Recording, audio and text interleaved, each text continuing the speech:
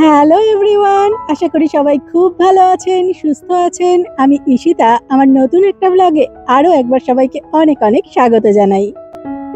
আমাদের দৈনন্দিন জীবনের রোজনামচার আজকের গল্পটা শুরু হলো আগস্টের শেষ সপ্তাহের এক রোদ ঝলমলে সকাল থেকে। কয়েকদিনের ভয়ঙ্কর গরমের পর নিউ জার্সিতে কিন্তু এখন বেশ শীতের আমেজ। সকাল সন্ধে বাইরে বেরোলে ঠান্ডা হাওয়া শিরশির করে লাগছে গায়ে। আর সেই ঠান্ডা হাওয়া গায়ে মেখে আজ আবার আমরা বেরিয়ে পড়েছি নতুন কিছু এক্সপ্লোরেশনের উদ্দেশ্যে। আজ আপনাদের পরিচয় করাবো নিউ ইয়র্কের এক অন্য রূপের সাথে। হ্যাঁ, ঠিকই ধরেছেন, আজ আমরা দক্ষিণ নিউ ইয়র্কের সমস্ত ব্যস্ততা, স্কাইস্ক্রেপার বিল্ডিং সব কিছুকে পিছনে ফেলে চলে যাব উত্তরের দিকে।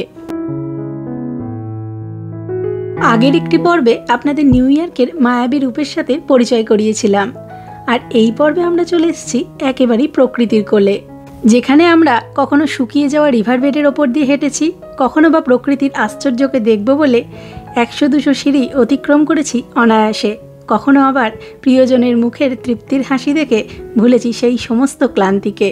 আজ সেই সব গল্পই শোনাবো আপনাদের। চলুন তাহলে শুরু করি আমাদের আপস্টেট নিউ ইয়র্ক বেড়াতে যাওয়ার প্রথম পর্বের গল্প। গল্পের শুরুটা কিন্তু হয়েছিল বেশ সকালে। সকাল সকাল ঘুম থেকে উঠে কর্তাগিন্নি মিলে রান্নাঘরে চলে এসেছিলাম নানান রকম খাবার দাবার বানাতে। আসলে বাঙালির বেড়াতে যাওয়া, তার সাথে তো খাবার দাবারের একটা গভীর সম্পর্ক, তাই না বলুন? আর এদেশে তো আমাদের দেশের মতো ভাত, রুটি, তরকারি অতটা ইজিলি অ্যাভেলেবেল নয়, তাই নিজেরাই ঠিক করেছিলাম আজকের রাত্রে ডিনারটা বানিয়ে নিয়ে যাব বাড়ির থেকেই। আমরা যা স্টার্ট করলাম, তো আজকে অনেকক্ষণই ড্রাইভিং, টোটাল তো এমনি অনেকক্ষণের ড্রাইভিং 4 দিন ধরে, কিন্তু আজকে অনেকটাই যেতে হবে, প্রায় 4 আওয়ার্স ড্রাইভিং আছে। তো আমরা পুরো জার্নিটার জন্য বেশ কয়েকটা ভাগে ভাগ করে নিয়েছি। আমরা 2 আওয়ার্স পর ম্যাকডোনাল্ডসে দাঁড়াবো, ম্যাকডিতে, ওখানে একটু আর্লি লাঞ্চ করে নেব আমরা। আর তারপরে আবার 2 আওয়ার্স ড্রাইভ করে আমাদের ফার্স্ট ডেস্টিনেশন হলো বাটারমিল্ক ফলস। ইউএসের রাস্তাঘাট, ট্রাফিক সিস্টেম এতটাই ভালো যে এখানে লং ড্রাইভটা কোনো ব্যাপার নয়। তবে যদি সাথে বাচ্চা থাকে তাহলে কিন্তু সেটা বেশ চ্যালেঞ্জিং হয়ে যায়। কখনো তারা অস্থির হয়ে উঠেছে এতক্ষণের ড্রাইভে, কখনো আবার নিজেদের মধ্যে খেলায় মেতেছে। তাই কিছুটা নিজেদের প্রয়োজনে, কিছুটা তাদের শান্ত করতে আমাদের ফার্স্ট ডেস্টিনেশন ম্যাকডিতে দাঁড়ানোটা খুবই দরকার ছিল। আমরা 2 ঘন্টা পুরো ড্রাইভ করে ক্লান্ত হয়ে চলে এসেছি এখন ম্যাকডোনাল্ডসে। স্কেনটন বলে একটা শহর পড়েছে মাঝে, ওইখানে একটা ম্যাকডোনাল্ডসে এসেছি। এখন আমরা একটু বার্গার, ফ্রেঞ্চ ফ্রাই আর টুকুসকি হ্যাপি মিল খাবে, তারপর আবার 2 ঘন্টার ড্রাইভ। কোকা কোলার গাড়ি, তাই তো। ইয়ে, দুপুরের লাঞ্চে এই সমস্ত বার্গার, ফ্রেঞ্চ ফ্রাই আমাদের না পছন্দ হলেও বাচ্চারা কিন্তু এসব পেয়ে দারুণ খুশি। আসলে ভাত তরকারি ওদের যত কম খেতে হয় ততই ভালো। আর তো কিছু করারও নেই, বাইরে বেরোলে আমাদেরও বাধ্য হয়ে এসবই খেতে হয়। তাই চটপট ম্যাকডিতে লাঞ্চটা সেরে নিয়ে আবার বেরিয়ে পড়লাম বাকি রাস্তার উদ্দেশ্যে। তবে কখনো কখনো এবার ক্লান্ত হয়ে পড়েছি আমরাও, কিন্তু এই উত্তর নিউ ইয়র্কের পথের এত সৌন্দর্য যে সেই ক্লান্তিকে নিমেষে ভুলিয়ে দিয়েছে। উত্তরের দিকে যতই এগোতে থাকলাম এই ছবিটা ততই পাল্টাতে থাকলো। কোথাও পাহাড়ে ঘেরা রাস্তা, তার সাথে মসৃণ রাস্তার দুধারের ঘন সবুজের স্নিগ্ধতা, শরীর মনের ক্লান্তি যেন নিমেষেই দূর হয়ে যাচ্ছিল। আমেরিকায় বাস, ট্রেন বা প্লেনে কোথাও যাওয়ার সুব্যবস্থা থাকলেও এখানে রোড ট্রিপ কিন্তু ভীষণভাবে জনপ্রিয়। আসলে এখানে রাস্তাঘাট এতটাই ভালো আর ট্রাফিক সিস্টেম এতটাই উন্নত যেখানে রোড ট্রিপ খুবই সহজ হয়। তাছাড়া এদেশে আয়ের তুলনায় পেট্রোলের দামটাও বেশ কম, তাই রোড ট্রিপ কিছুটা সস্তাও পড়ে। আমরা জাস্ট এইমাত্র পৌঁছালাম। এই হচ্ছে চারপাশের পার্কিং এরিয়া এটা। এরপরে যেতে হবে ফলসের দিকে। তো আমার মনে হচ্ছে সামনেই ট্রেলটা রয়েছে, চলুন এগোনো যাক। চলো। এই যে এখানে ওয়াটার বটল ফিলিং স্টেশন রয়েছে একটা। এই যে এদিকে জর্জ ট্রেল, আমরা জর্জ ট্রেল দিয়ে যাবো, তাই তো? ওই যে ওইখানে একটু ফলসটা দেখা যাচ্ছে। ফলসটা তো শুকিয়ে হত্যুকি হয়ে গেছে।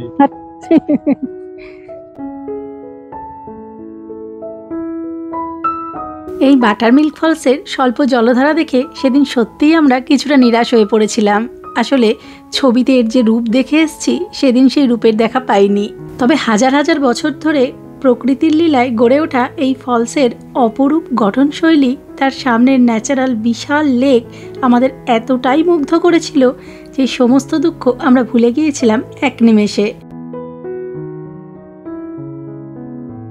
হাজার হাজার বছর আগে আইস এজের সময় থেকেই তীব্র জলরাশির আঘাতে এই পাহাড়ের লাইমস্টোন ক্ষইতে শুরু করে, আর দীর্ঘদিন ধরে ক্রমাগত ক্ষইতে ক্ষইতে আজকে তার এই অপরূপ রূপ।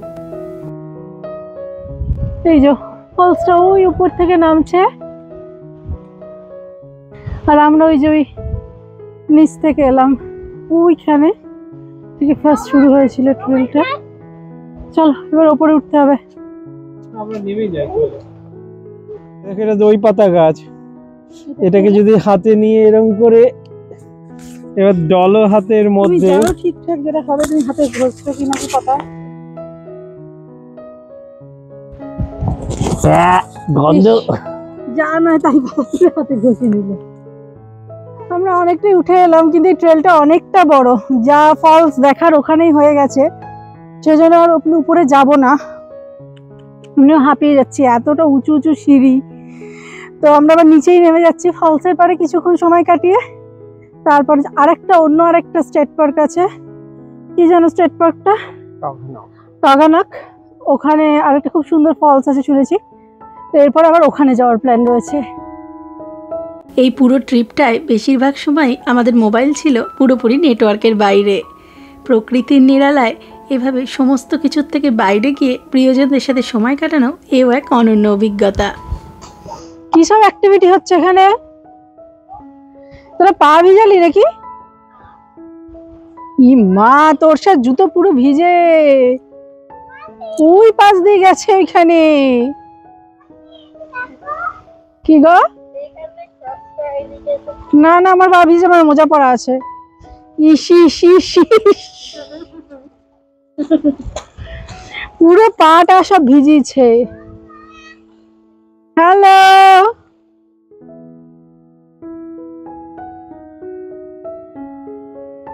বাচ্চাগুলোর আনন্দ দেখে সেদিন বড্ড ভালো লাগছিল জানেন।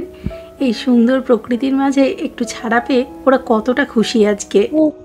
ফলসের জলটা কোথায় গেল বল? কোথায় কোথায় গেল? তুই খেয়ে নিয়েছিস ফলসের জলটা? আমরা বাটারমিল্ক ফলসটা দেখে বেরিয়ে এলাম। এরপরে যাব তাগানাকে। তাগানাকে একটা এখানকার ফেমাস ওয়াটার ফলস। তো আজকে আমাদের ব্যাড লাক ছিল, এই ফলসটাকে জল খুব কম ছিল, হয়তো কিছুদিন বৃষ্টি হয়নি বা কোনো কারণে জানি না কেন জল ভীষণ কম ছিল, কিন্তু জল থাকলে এই ফলসটা খুব সুন্দর লাগে। যাই হোক, টুকুস বলেছিল জল নয় বাটার মিল্ক, সেই জন্য কম পড়ছে, তাই তো টুকুস? জল হলে বেশি বেশি পড়তো। যাই হোক, তো এখন আমরা তাগানাকে যাচ্ছি, মিনিট 20 মতো ড্রাইভ। কৃষ্ণেন্দুরও আসার কথা, রিয়া, কৃষ্ণেন্দু, কাকু কাকিমা। তো জানি না ওদের সাথে দেখা হবে কিনা, ওরা আর একটু দেরি করে আসার কথা। তো দেখা যাক তাগানাকে আমরা কেমন দেখি, আপনাদের সাথে অবশ্যই শেয়ার করব। এতটা ড্রাইভ করে কষ্ট করে আসার পর বাটারমিল্ক ফলসের ওই স্বল্প জলধারা সেদিন আমাদের যতটা নিরাশ করেছিল, বিশ্বাস করুন তাগানাকের ওই সুউচ্চ বিশাল জলরাশি সেই সমস্ত কষ্টকে ভুলিয়ে দিয়ে দ্বিগুণ আনন্দ ফিরিয়ে দিয়েছিল। আমরা আমাদের সেকেন্ড ডেস্টিনেশনে চলে এসেছি, তাগানাক ফলসে। হ্যাঁ, ছবি তুলবো আমরা ওখানে। এই যে জায়গাটা খুব সুন্দর, ছবি তুলে খুব ভালো আসবে। আর ওই যে সামনে, আমি ক্যামেরাটা ঘোরাই, ওইখান থেকে ফলসের একটা ওভারলুক আছে, আমরা ওখানটায় যাব আগে। তারপরে যদি ফলসের আরো কাছে যেতে হয় তো আরো ওইদিকে ড্রাইভ করে যেতে হবে। তো ঠান্ডাও পড়ছে একটু একটু, দেখা যাক। ওভারলুকটার কাছে তো যাবই, তার আগে এই যে এখানে দীপু বার করেছে সুন্দর ব্যাকগ্রাউন্ড, এখানে আমরা ছবি তুলবো, তাই তো? আগে ছবিটা তুলে নিই, তারপর যাব ওখানে।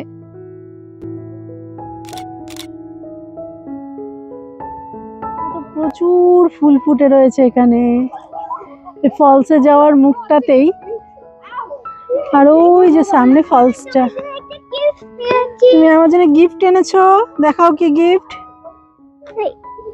ওয়াও, থ্যাংক ইউ বাবু, খুব সুন্দর হয়েছে। এটা একটা ফ্রিজ ম্যাগনেট, তাই না? গুড। I like it. এই যে আমরা ফলসটার একদম সামনে চলে এসেছি। হ্যাঁ, এটা ওভারলুকের একদম সামনে। এটা ওই যে দূরে ফলসটা দেখা যাচ্ছে, অনেক উঁচু ফলসটা, অনেকটা উঁচু থেকে পড়ছে। জুম করে দেখালে বোঝা যাবে। হ্যাঁ, এই যে এটা ভালো লাগছে দেখতে, তাই না? খুব সুন্দর, খুব সুন্দর। এই যে চারপাশটা এরকম। 100 feet, more than 100 feet. এই যে এই পাশে They're gonna get married. We're having a wedding right now. তবে সেদিনের এই সারপ্রাইজটার জন্য একদমই প্রস্তুত ছিলাম না আমরা। হঠাৎই একদল মানুষজন এই জলপ্রপাতের পাশে এসে তাদের বিবাহের প্রস্তুতি শুরু করলেন।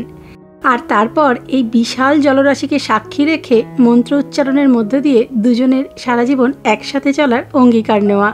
সত্যি অসাধারণ এক দৃশ্যের সাক্ষী হয়েছিলাম সেদিন। আমরা ওভারলুকে কিছুক্ষণ কাটিয়ে তারপরে আবার বেরিয়ে এলাম ওখান থেকে। মিনিট দুয়েকে ড্রাইভ করে এখন আবার এই ফলসটার একদম কাছে যাওয়া যাবে। একটা ট্রেল আছে, ওই ট্রেলটার কাছে চলে এসেছি। সামনে একটা ফলস দেখা যাচ্ছে। কি হয়েছে বাবা? কি হয়েছে?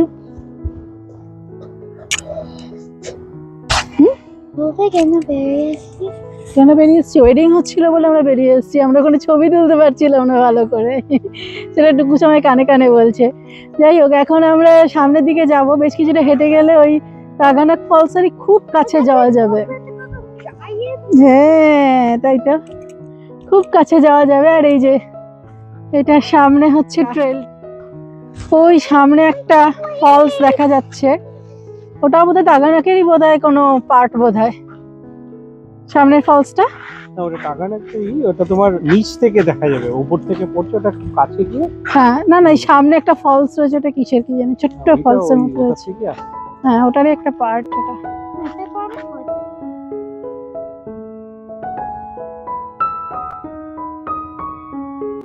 এই ফলসটা দারুণ, মানে আগের ফলসটা দেখে আমরা যতটা দেখছিলাম জল নেই জল নেই, মন খারাপ হয়ে গেছিল। এটা দেখে পুরো মন একদম খুশিতে গার্ডেন গার্ডেন হয়ে গেছে আমাদের। খুব সুন্দর ফলসটা, আগে গেলে হয়তো আরো ভালো লাগবে। চলো।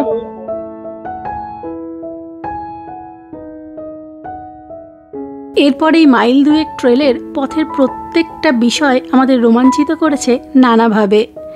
এই ট্রেলে কখনো আমরা হেঁটেছি শুকিয়ে যাওয়া রিভার বেডের ওপর দিয়ে, কখনো আবার বনে জঙ্গলে ঘেরা পাথুরে রাস্তা দিয়ে। তবে এই জার্নির প্রত্যেকটা পদক্ষেপই আমাদের রোমাঞ্চিত করেছে তার নিজ নিজ বৈশিষ্ট্যে। কখনো মনে হয়েছে এই যে পথ দিয়ে হেঁটে যাচ্ছি, কখনো এর উপর দিয়ে বয়ে গেছে কত কত জলরাশি, কখনো আবার জঙ্গলের মধ্যে দিয়ে হাঁটতে হাঁটতে পেয়েছি ঝিঝির ডাক, পাশ দিয়ে বয়ে গেছে ছোট্ট পাহাড়ি নদী কুলকুল শব্দে।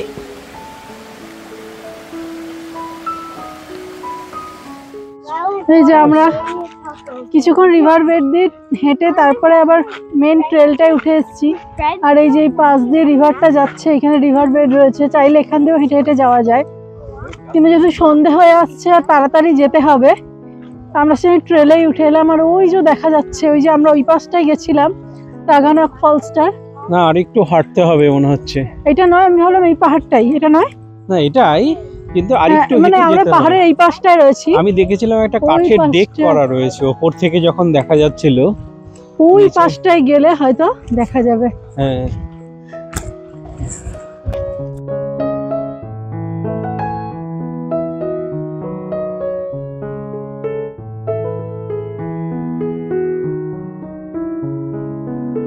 ওই উপর থেকে নদীর জল এই নরম পাথরকে কেটে কেটে আজকে এইখানে এনে দাঁড় করিয়েছে।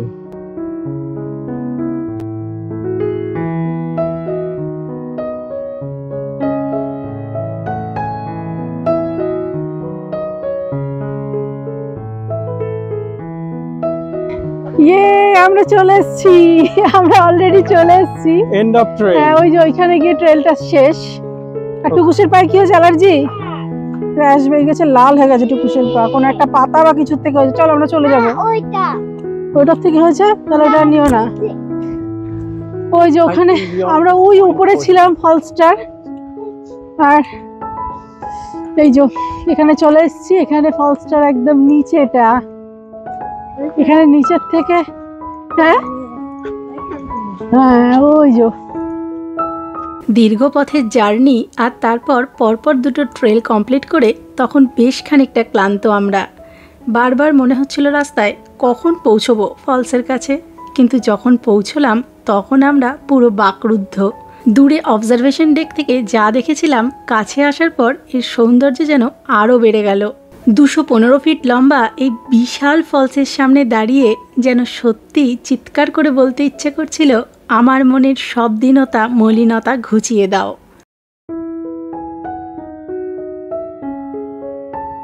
আগামীকাল আমাদের নায়াগ্রা ফলস যাওয়ার কথা। সে তো প্রকৃতির এক অসীম আশ্চর্য, কিন্তু জানেন এই ফলসের উচ্চতা নায়াগ্রার থেকেও নাকি 33 ফিট বেশি।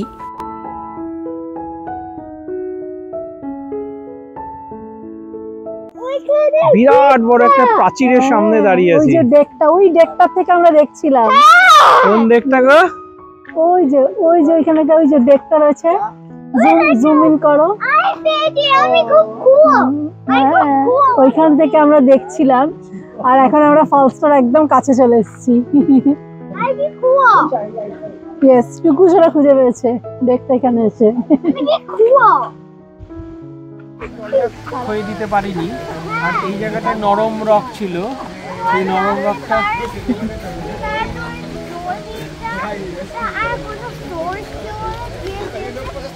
এরপরে মিনিট 15 ধরে চলল বাবা মেয়ের ফলসের উচ্চতা, তার উৎপত্তি নিয়ে গভীর বিশ্লেষণ।